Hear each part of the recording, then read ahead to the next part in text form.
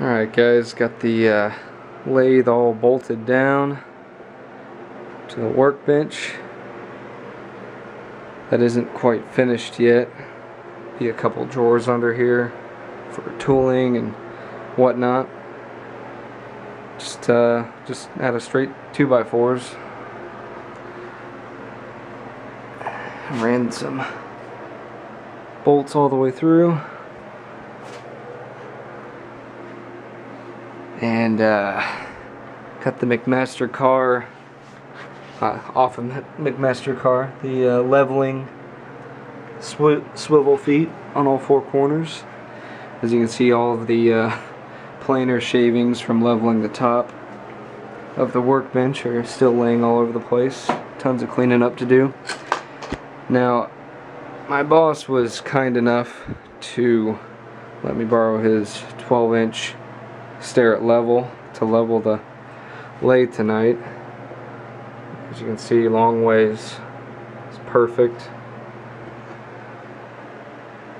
And then other way, ran an indicator over these. They're within a tenth, maybe two. These 1, 2, 3 blocks.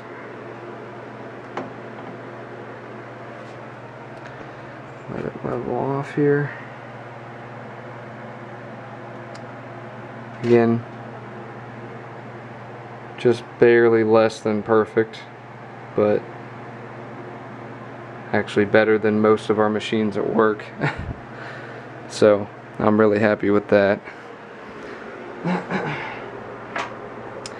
And if you notice, when I showed those feet, this basement floor is so wonky that leveling it in the beginning was real easy going because you could just adjust them up and down and it's really smooth. But once these front ones got maxed out, because the front needed raised and the back needed dropped, the back ones are actually maxed out in the low position, front ones are maxed out in the high position, and it still even needed more. So got several layers of this tin.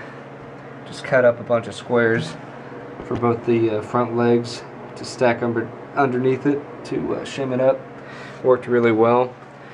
And this worked really well to help move the workbench up so I can get them underneath. That was actually really easy to do with that helper wrench on there, but real happy with it. Got it all wiped down, cleaned up.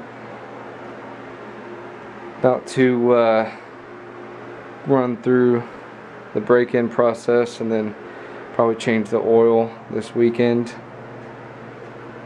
and then start playing around with stuff. So probably the next video I'll show the accessories. Got the DRO 24-inch for the carriage and the 6-inch DRO for the cross slide, and other accessories too, but more to come.